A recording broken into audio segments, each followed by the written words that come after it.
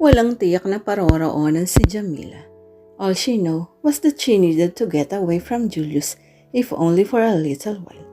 Patuloy lang siya sa pagmamaneho hanggang sa matagpuan na lang niyang nasa labas siya ng gusaling kinaroroonan ng apartment unit na tinutuluyan ni Brooks. Noon pa niya nadadaanan ng gusaling iyon pero hindi pa siya nakakapasok sa unit ni Brooks. At ngayon ay nandun siya. Walang pasabi at hindi niya alam kung nandoon ang lalaki. Ganun pa man, pinili niyang makipagsaparalan. She just needed to see a friendly face. Bumaba na siya ng sasakyan at tinungo ang hagdan. Mabilis na nahanap niya ang number ng unit nito. Pagkatapos humugot ng hininga, ay inigal niya ang hintuturo niya sa doorbell. Walang tumugon sa kanya. Nagsisimula na siyang magduda kung may tao ba sa loob ng unit. Akmang aalis na siya nang bumukas ang pinto. Mylene, namatay ang mga katagang lalabas pa sana sa bibig ni Brooks nang makita siya. Jamila, halatang gulat na gulat ito. Is this a bad time? Nag-alangan siya sa namalas na ekspresyon nito. Bukod sa pagkagulat ay parang naalarma rin ito. At kaibigan ng turing niya rito pero may sariling buhay pa rin naman ito. No, you just caught me by surprise. That's all. When I see you just this morning, you didn't seem inclined to see me. Alam mo naman ang dahilan, wika niya. Of course, welcome in. Nilakihan nito ang pagkakabukas ng pinto. Can I get you anything? I don't have much stocks in the fridge yet, but there's soft drinks and... No thanks, I'm fine. What brought you here? He smiled. Would you believe that this is the first time you ever sought me out? Talaga? Yes, masyado kang mailap, Jamila. Even if we're friends, you never set foot in my places on your own. Parati ay may kasama ka. O di kaya ay dahil may party sa bahay ko. Ni minsan ay hindi ka nagkusang magtungo sa tinitirhan ko. Well, there always a first time. Sagot niya. Kung sa bagay, anyway mukhang napakahalaga ng sadya mo. What is it? Nothing in particular actually. Naupo siya sa pinakamalapit na armchair. I just needed a break. Pumwesto sa likod ng upuan. Is Julius giving you a hard time? Medyo. He is an ass, isn't he? Habang nagsasalita ay sinimulat ang masahihin ng batok na yan. Something like that. I've told you you'll just be giving yourself a hard time. This guy is a jerk. Hindi ka na dapat pumayag sa kondisyon na ibinigay niya. Bagya siyang nailang. Bumaba na kasi sa likod niya ang mga kamay nito at hindi siya komportable sa ginagawang pagbisil at paghagot nito sa mga kalamnan niya.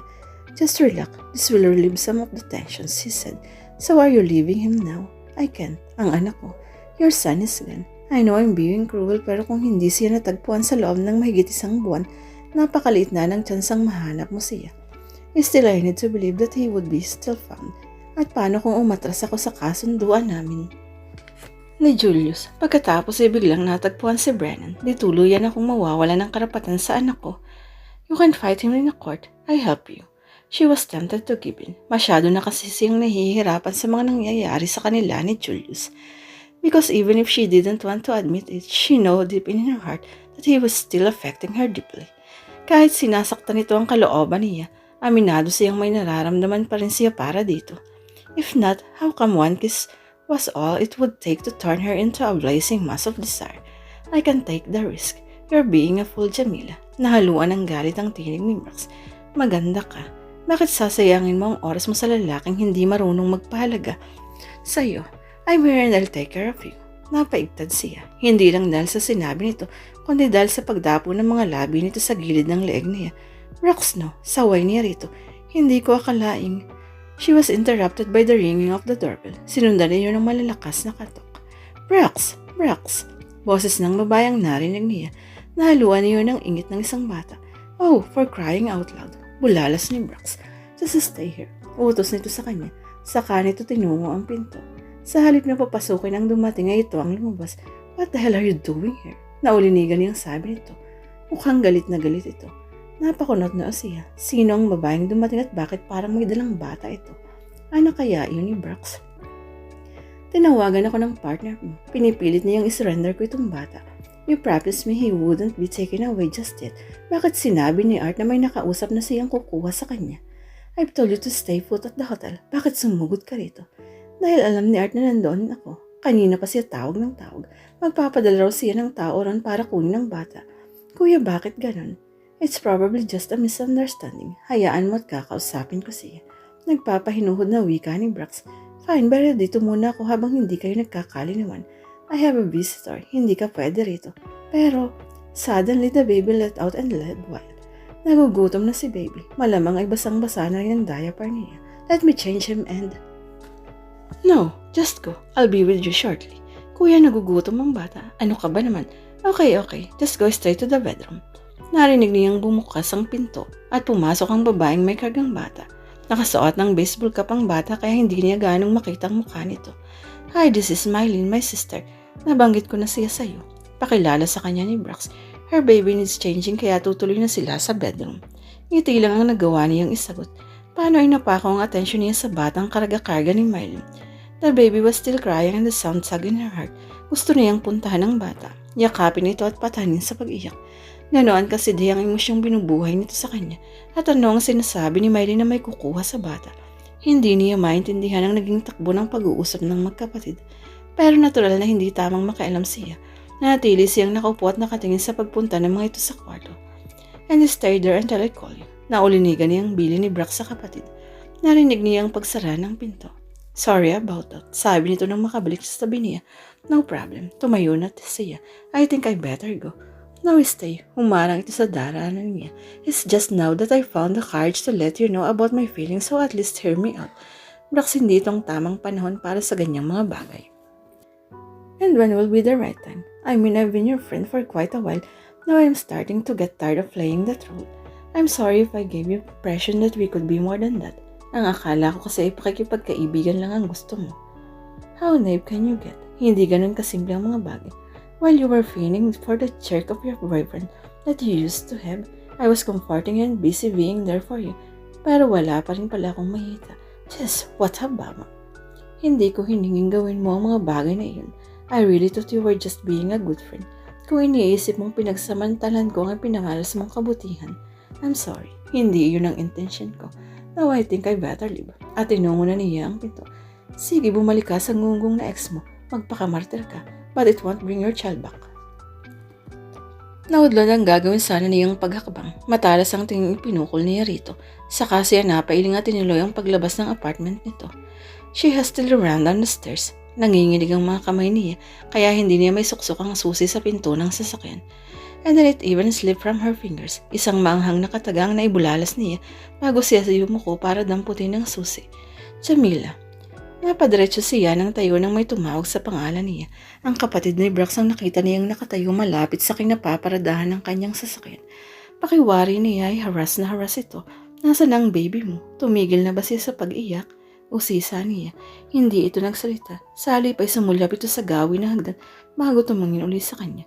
Hindi ko inak yung dala ko. Siya ay, ikaw si Jamila, hindi ba? Ako nga. Kasi, muli ay tila inataka ito ng katakot-takot na pag-aatubili. Anong problema? Iyong bata ay inunahan ng pagring ng cellphone ito ang pagtatapos niya ng pangungusap. Napakislot ito saka hinugot mula sa bulsa nito ang telepono. Kagyat na inalihan ng takot ang expression nito nang mapatingin sa screen. Lumapit siya at nakasilip. Brax calling ang nabasa niya sa screen. I have to go. Natatarantang wika niya. Saka ito tumalikod at nagtatakbo pabalik sa gusali. Hahabulin sana ito pero anong gagawin niya kapag nasundan niya ito? Pipilitin ba niyang ituloy nito ang sinasabi? Mukha pa namang takot na takot ito kaya malamang na hindi nito pagbigyan ng hiling niya. And then she remembered the baby's cry. It affected her deeply. Noong una ay pinilagay niyang dahil lang yun sa sobrang pangungulila niya kay Brennan. Pero nawari niya na tila hindi lang yun ang dahilan. She was affected by it because it sounded so familiar. Almost as if it was really Brennan who was crying. Imposible. Agad na iunaksi niya ang posibilidad na gumit sa isip niya. Paano naman mapupunta si Brennan sa poder ng kapatid ni Brax? Kung talagang nais kunin ito ang anak niya, di hamak na mas maraming oportunidad ito na gawin iyon nung nasa kanya pa ang bata. Bakit hihintayin pa nitong isakatuparan ng balak na iyon kung kailan nasa ibang bahay na si Brennan? It just didn't make sense. But then she reviewed the conversation she heard between the two siblings. Nakakaduda yun. There was also her gut feel. Plus may reaction to back to her suspicious. Muntik na siyang mapasugod sa pabalik ng apartment ng unit ni Brax. Mabuti lang nakapaghunos dili siya. She realized that she needed to plan her action more carefully at hindi siya maaaring kumilos nang hindi sinasangguni sa mga eksperto sa ganong mga bagay ang gagawin niya. Getting on the car and driving away was one of the hardest things she ever did. At habang palayo siya ng palayo ay ilang ulit na muntik na niyang ibuelta ang sasakyan pabalik sa gusaling kinaroroonan ng apartment unit ni Brax. Where have you been? Napaigtad si Jamila nang pagpasok niya sa pinto ng bungalow ay bumungad sa kanya si Julius. Nakaupo ito sa armchair na nakaharap sa pinto at tila sadyang hinihintay siya. I just needed to get out, she answered. At saan ka na naman nagpunta? He rose from the chair and walked towards her. I don't think it's none of your business. Oh, it is my business, all right. Everything about you became my business the instant you agreed to the condition I set. From that moment on, you became mine, body and soul. At sa susunod na huwag mo kong lalayasan ng ganun na lang kung hindi ay napuno na siya. Pinilit niyang pahabain ang kanyang pasensya ngunit may hangganan din iyon. There came a point when she couldn't take an antagonism anymore. She needed to retaliate and then the consequences. Are you going to hit me? Well, hit me now dahil tinitiyak ko sa'yo na mauulit at mauulit ang ginawa ko ngayon. Pumayag man ako sa mga kondisyonis mo, pero hindi yun ang nangangahulugan na pag-aari mo na ako. Go ahead and hit me. Ninabot niya ang isang kamay nito at iniumang sa mukha niya. I have never hit a woman in my entire life and I have no intention of starting now. Binawi nito ang kamay nito. Huwag ka nang magpigil. Just hit me. I won't. Well, alam mo ba kung saan ako nanggaling? I just came from Brock's apartment. Kitang-kita niyang pagsiklab ng galit sa mga mata nito. Nahimok siya ng lalong gatungan ng galit nito. Ganun yata talagang taong umaabot na sa sapdulan ng galit. Pansamantalang nawawala sa sarili at lumilipad ng katinuan. Nakipagkita ko sa boyfriend ko. Narinig mo? Boyfriend ko si Brax and I just came from his apartment. Umikas ang dalawang kamay ni Julius. Ang buong akala niya ay sasakalin siya nito. Salip ay sa balikat niya dumako ang mga yun. Sinaklot siya nito. Inilapit sa kamaras na sibasim ng halik. There was violence in his kiss, but rough as it might be. It still managed to ignite the flame that never failed to flare up every time their lips met. She tried resisting, but it was very hard to ignore the urging of her hurt and body to move even closer instead of falling away. Kung pagpapataw man ng parusa ang inisyal na pakay nito sa paghalik nito sa kanya, ay hindi rin naman iyon nagtagal. Sa paglipas ng mga sandali ay mabilis na nawala ang dasang paraan ng pananalasa nito sa kanyang mga labi. Instead, his kiss turned as gentle as a flutter of lips caressed by a playful breeze on a calm summer afternoon. Pero kung kakatuwang kung kailan naging banayad ang paghalik nito, ay saka siya mas nahimok na magparaya. She wanted to feel him tasting his lips, delving deeply inside her mouth. Mukhang naunawaan naman ito ang nais niya, kaya yun nga ang ginawa nito. Sa sandaling ginawa nito ang mga iyon, ay lalong lumabo ang kanyang katinuan. His son's stature cursed until torn into quivering mass of desire, wanting nothing but to experience the magic and wonder they once shared, the magic that led to the creation of their sweet bundle of joy.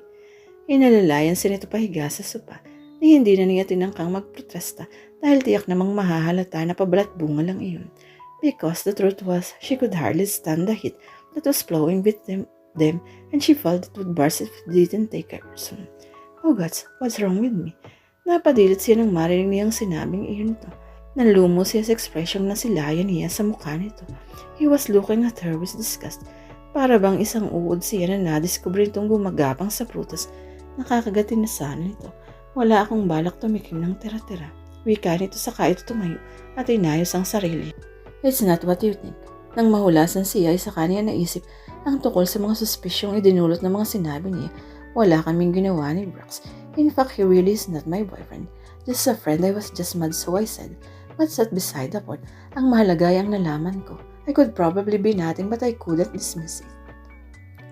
What the hell are you babbling about? Ani Julius sa tinig na kababakasan ng pagkainip.